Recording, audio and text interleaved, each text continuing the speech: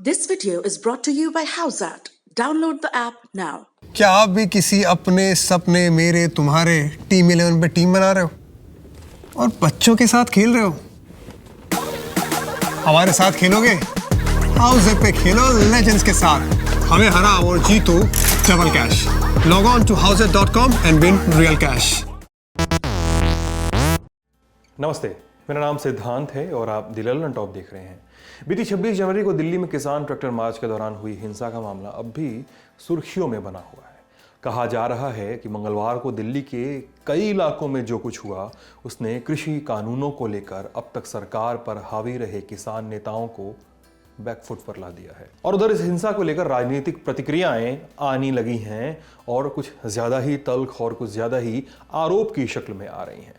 कांग्रेस समेत कई राजनीतिक दलों ने इस हिंसा के लिए केंद्र में सत्तारूढ़ बीजेपी को जिम्मेदार ठहराया है और बीजेपी पलट तो कर कभी आम आदमी पार्टी की तरफ तो कभी कांग्रेस की तरफ इसको भड़काने के लिए जिम्मेदार ठहरा रही है। अब रिपोर्ट्स के मुताबिक कांग्रेस नेता दिग्विजय सिंह ने केंद्र सरकार पर आरोप लगाए हैं, कहा है कि गणतंत्र दिवस के दिन जो 3 स्थान थे वहां से निकलना था, कैसे कानून व्यवस्था बिगड़ी, क्या हुआ। और उन्होंने ये भी कहा कि जो किसान इतने लंबे समय तक बैठे हुए थे वो अचानक से कैसे हिंसक हो सकते हैं। जो लोग पकड़े गए उनके पास सरकारी आईडी कार्ड मिले। जो कहा खुद सुनिए। देखा है उसमें 3 स्थान थे जहां से ट्रैक्टर रैली निकल रही थी। सिंघू बॉर्डर, दूसरा टिकरी बॉर्डर, तीसरा गाजीपुर बॉर्डर। सिंघू बॉर्डर और टिकरी बॉर्डर में कोई दिक्कत नहीं हुई, शांति से सब निकला। गाजीपुर बॉर्डर पे इसलिए दिक्कत हुई क्योंकि जो दिल्ली पुलिस ने रूट दिया था उसको उन्होंने बदल दिया और जो रूट पर उन्होंने बैरियर लगा दिए। जब उसमें विवाद हुआ कि भाई आपने हमको कहा इस रूट पे आप उसको खोलिए, उस पर पुलिस ने टीयर गैस चलाए, लाठी चलाई, उससे विवाद बढ़ा और वही कारण बना।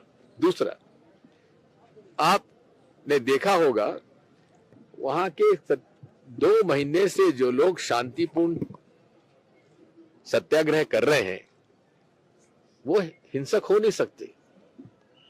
इसमें कौन लोग शामिल हो गए? 15 लोग किसानों ने पकड़कर दिल्ली पुलिस को दिए हैं, उनका नाम उजागर होना चाहिए। उन सब के पास सरकारी मुलाजिम होने का आइडेंटिटी कार्ड मिला है। अब आप समझ लीजिए सरकार किसकी है। ये सुनियोजित प्रायोजित षड्यंत्र था एक शांतिपूर्ण आंदोलन का, उसको गलत रास्ते में दिखाने का। अब आपने सुना दिग्विजय सिंह ने क्या कहा। भाजपा सांसद सुब्रमण्यम स्वामी ने भी ट्वीट किया है और उनका ट्वीट खासा विवादास्पद है, मतलब विवाद हो रहे हैं। कहा कि एक बात कही जा रही है जो शायद झूठी भी हो सकती है या दुश्मनों की झूठी आईडी से चलाई गई है कि पीएमओ यानी प्रधानमंत्री कार्यालय के करीबी भाजपा के एक सदस्य ने लाल किले में चल रहे ड्रामे में भड़काऊ व्यक्ति के तौर पर काम किया, चेक करके जानकारी दें। अब बीजेपी की तरफ से उत्तरी दिल्ली नगर निगम के मेयर आदेश गुप्ता ने कहा कि किसान आंदोलन में हुई हिंसा के पीछे आम आदमी पार्टी का हाथ है। आम आदमी पार्टी ने जवाब में कहा कि असल में हिंसा के लिए बीजेपी जिम्मेदार है। पार्टी का दावा है कि भाजपा के कार्यकर्ता हिंसा में शामिल थे। दोनों पार्टियां एक दूसरे के कार्यकर्ताओं के फोटो नाम सहित शेयर कर रही हैं। मतलब प्रवेश साहिब सिंह वर्मा का नाम आ रहा है, मनोज तिवारी का नाम आ रहा है, सनी देओल का नाम आ रहा है। इनके साथ इनके समर्थकों की फोटो घुमा फिरा के शेयर की जा रही है। आरोप प्रत्यारोप का दौर जारी है। अब आम आदमी पार्टी और पर हमला करने वाले बीजेपी नेताओं में दिल्ली के सांसद गौतम गंभीर भी शामिल रहे हैं। उन्होंने ट्विटर पर लिखा कि पूरा दिन निकल गया पर दिल्ली के सीएम अरविंद केजरीवाल की तरफ से दिल्ली में तोड़ फोड़ करने वाली भीड़ के खिलाफ कोई भी स्टेटमेंट नहीं आया। पार्टी के हैंडल से किए गए बयान पर्याप्त हैं क्योंकि पंजाब के वोट ज्यादा जरूरी हैं। दिल्ली को अपने मुख्यमंत्री पर शर्म आती है, गौतम गंभीर कहते हैं। अब तमाम प्रतिक्रियाओं के बीच दिल्ली पुलिस ने कई किसान नेताओं के खिलाफ एफआईआर दर्ज कर ली है।